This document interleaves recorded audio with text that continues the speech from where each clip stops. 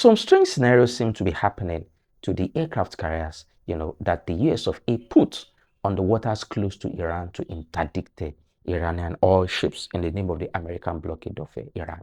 And that strange phenomenon is that not they don't just have enough weapons, to prosecute this war, particularly because Iran has successfully depleted a lot of the strategic weapons that you know by now. The problem is that they don't even have enough food and enough care packages to take care of sailors on the ships. It is a very strange scenario and a very unfortunate one. We understand if the Iranians have actually depleted their warfighting capabilities in terms of weaponry, in terms of missiles, in terms of anti-aircraft systems, because those are actually the systems that they are firing into Iran or firing at the missiles and drones that the Iranians are firing at them. But what we can't explain is that, are they firing food at the Iranians too? Are they firing the food? Are they firing the rations? Are they firing the care packages of the sailors and the military at the Iranians too? So what is depleting, the food and the basic necessities that the soldiers actually need to keep body and soul together on the waters close to Iran to continue the blockade? It is a very, very strange and unusual, scenario. Let me run you through some of these headlines. Here, Yahoo News is saying Trump's troops served grey meat and a few boiled carrots on near empty trays. If you look at the plates, if you look at the pictures, it is a very, very sad, a very, very sad story. Coming from the same American military that is known for its consumerism. You need to see how they blew things in background back then when they were in Afghanistan. Let me give you an insight from 2021, July 6, 2021, back then when the Americans were trying to exit the Bagram, military base in Afghanistan. The headline said U.S. troops left everything behind, from energy drinks to armored vehicles when they abandoned, a key base in Afghanistan in the dead of the night. They had so much then that they even left a lot behind when they were evacuating. We are talking of the same American military that the Joint Chiefs of Staff, the chairman of the Joint Chiefs of the US of A, in person of General Kane, stated about a month ago, while in the thick of the first wave of the Iran versus America war. In this headline from CBS News, as at April 8, 2026, it read, U.S. military consumed 950,000 gallons of coffee and a lot of nicotine during Iran war.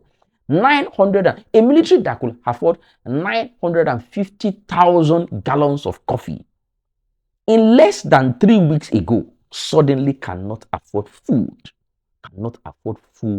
for about 15,000 or 20,000 sailors, down waters of the Strait of Hormuz. It's an extremely strange scenario. Now, the problem is that even the care packages that the families of these sailors are trying to send to them from continental America to go and engage with them and meet with them on the ships and aircraft carriers are still not getting to them. So the question is, apart from the lack of food, is there a problem with the US postal system too? How does it happen that a military as rich, as empowered, as weaponized, as kitted, as even, armed as the US military cannot even feed, its sailors at sea and cannot even get the care package, the care packages that the families of these sailors are sending to them, cannot even get it across to them. How the mighty have fallen in a matter of how many weeks? In a matter of how many days? Meanwhile, on the other side, there's a story from CBS News that I don't want you to miss too. No, sorry, NBC News this time around. This is dated, just yesterday, if my memory serves me right. And the headline, you will see it too, is saying Iran caused more extensive damage to US military bases than publicly known.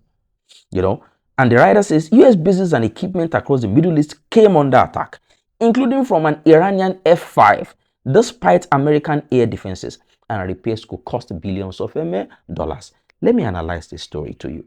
You see, sometimes in the thick of the first phase of the war that started on February 28th, the US instructed every major satellite company that was either American or Western to essentially down tools all over the Middle East.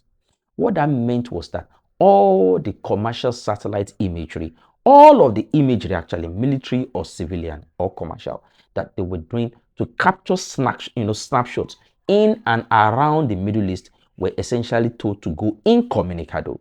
Ostensibly, the reason for that, so that not just the people of the US or the allies of the US, so to say, but even the adversaries of the US, in in the guise of Iran and the other members of the axis of resistance and all those who support them all over the world, the goal was that they should not see in any manner, how much damage Iran has actually caused, to the infrastructure, to the military infrastructure of the US of A in the Middle East, and particularly in the Persian Gulf in the course of the war. So those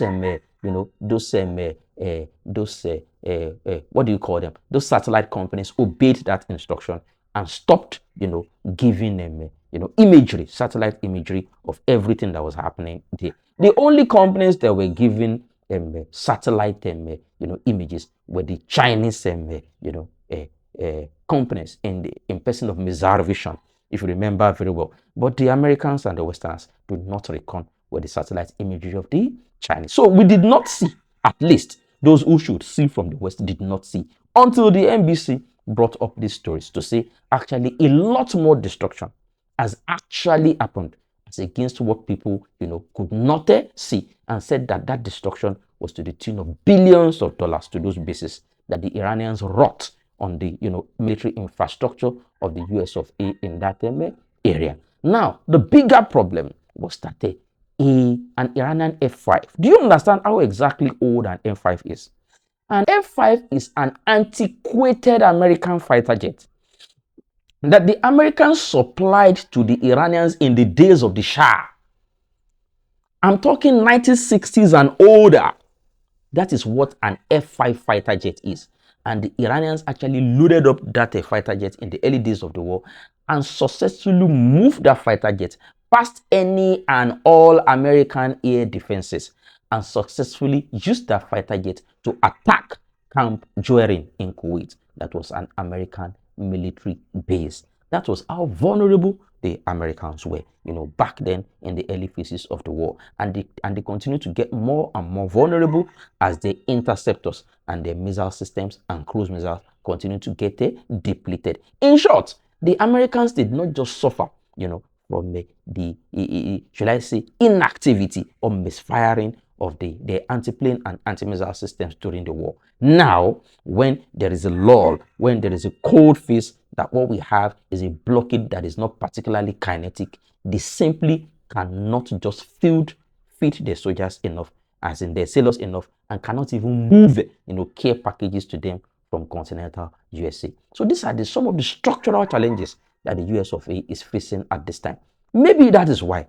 Maybe that is one of the reasons why the blockade of the Iranian ports of the Strait of Hormuz is that leaky, such that on an almost daily basis, even Western media are reporting that the Iranians are finding a way to break through the leaky sieve of the blockade that the Americans put, on the, Indian Ocean in the name of the, American blockade, and are successfully taking their ships in and out of the Persian Gulf through the blockade. Add that to the previous problems that the Gerald Ford had in place of those leaky toilets, in place of those fire in the laundry, and all sorts of scenarios and challenges that they faced. And we are looking at a particularly not, very, active, a military that is not exactly doing well, or at least that is not delivering as it should may deliver. Those are some of the challenges that the Americans are facing at this time. Again, don't forget to subscribe, and don't forget to toggle the notification button so that you can continue to enjoy our content. Thank you very much.